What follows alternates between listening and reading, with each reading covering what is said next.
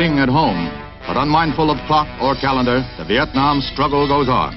A Viet Cong ambush of a U.S. Marine Rough Rider truck convoy kills one American leatherneck, wounding 4 others. Many vehicles were damaged, 2 destroyed. Elsewhere, South Vietnamese and American troops keep supply lines open while attacking a huge Viet Cong installation. The enemy camp was first pounded by heavy fire from ships and landing boats, providing cover for the assault wave foot soldiers.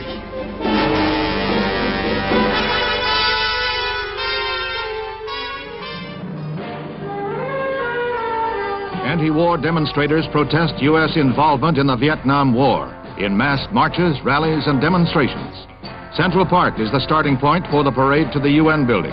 The estimated 125,000 Manhattan marchers include students, housewives, beatnik poets, doctors, businessmen, teachers, priests, and nuns.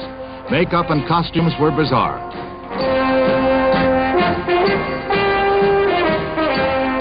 Before the parade, mass draft card burning was urged.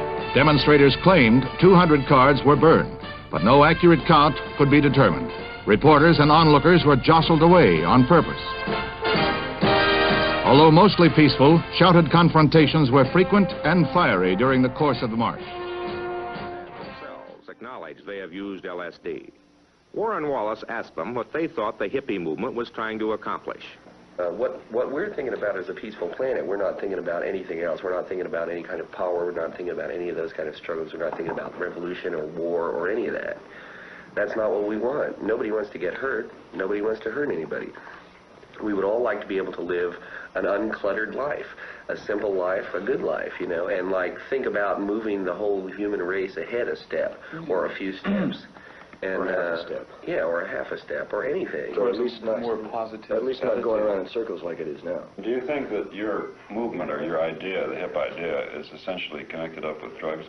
Yeah, I would say that's a large part of the framework. I think that most of the people who are hippies now came to it through drugs. Yeah, but it's not a dope movement. We're not trying to spread dope. I think, personally, that the more people turn on, the better world it's going to be. Oh, man, this is very groovy, man. Monterey is very groovy, man. This is something, man. This is our generation, man. All you people, we're all together, man. It's groovy. And dig yourselves.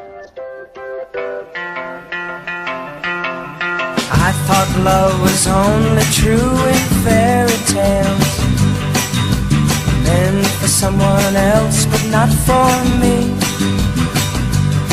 Our love was out to get me. That's the way it seemed.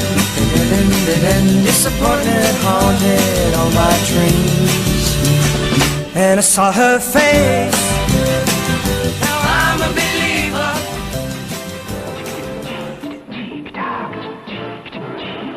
Monday, Monkeys, Man from Uncle, Danny Thomas and I Spy.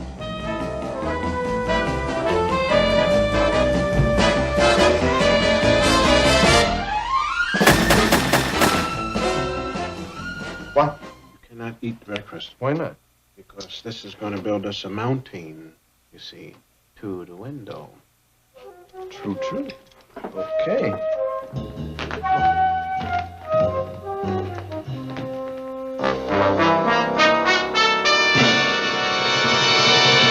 And now crown the mountain vitamin C. Okay,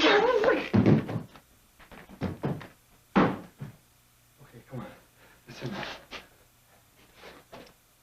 Oh, man. That stuff really got to my back. Will you be careful on my mountain?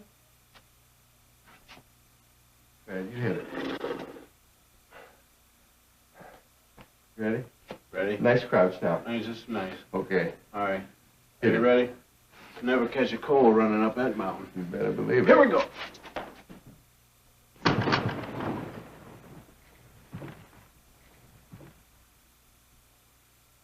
Usually when we want orange juice, we slice them first, and then we put them in a...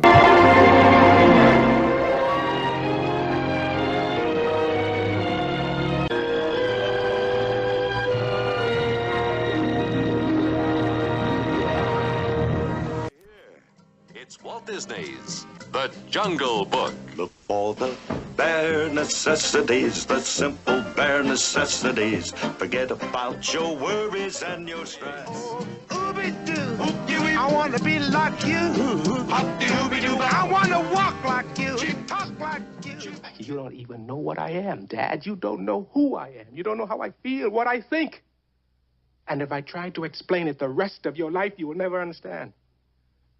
You are 30 years older than I am. You and your whole lousy generation believes the way it was for you is the way it's got to be. Dad, you're my father. I'm your son. I love you.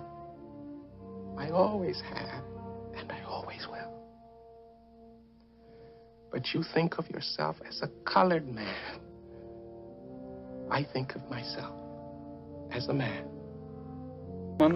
Mr. Muhammad Ali has just refused to be inducted into the United States Armed Forces. I'm saying you talking about me about some draft, and all of you white boys are breaking your neck to get to Switzerland and Canada and London. I'm not going to help nobody get something my Negroes don't have. If I'm going to die, I'll die now, right here fighting you. If I want to die, you my enemy. My enemy is the white people, not Viet Congs or Chinese or Japanese. You my opposer when I want freedom. You my opposer when I want justice. You my opposer when I want equality. You won't even stand up for me in America for my religion.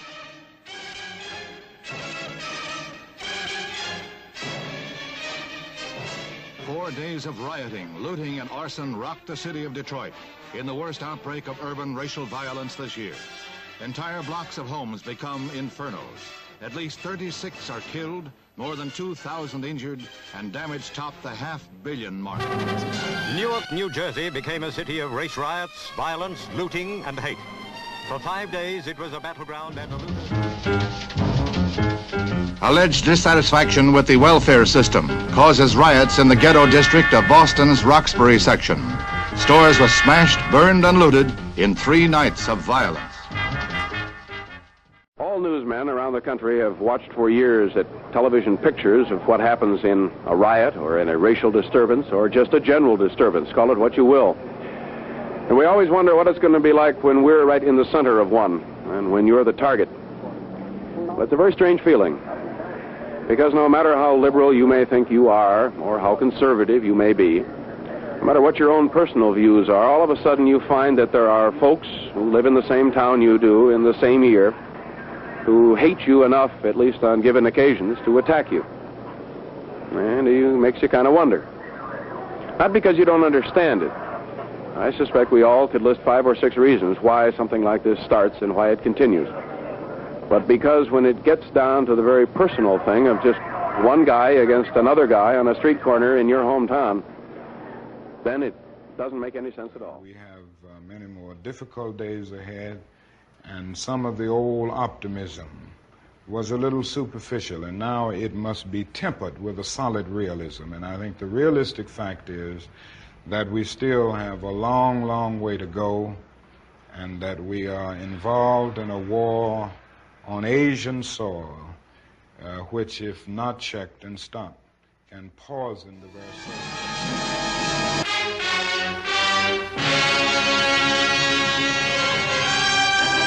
Thousands of demonstrators opposed to the Vietnam War assembled in the nation's capital for a mass protest. For the most part orderly, minor scuffles did occur between the demonstrators and hecklers. A 3-hour parade takes the demonstrators across the Potomac on their way to the Pentagon. The crowd, estimated at about 50,000 persons, was a loose confederation of some 150 groups and included adults and students. William H. Carroll. Silver Star, the 3rd highest medal in the country. It doesn't mean anything. Bob Sneal died for these medals. Lieutenant Pomeroy died so I got a medal. Sergeant John died so I got a medal. I got a Silver Star, Purple Heart, Army Commendation Medal, 8 Air Medals, National Defense, and the rest of this garbage. It doesn't mean a thing.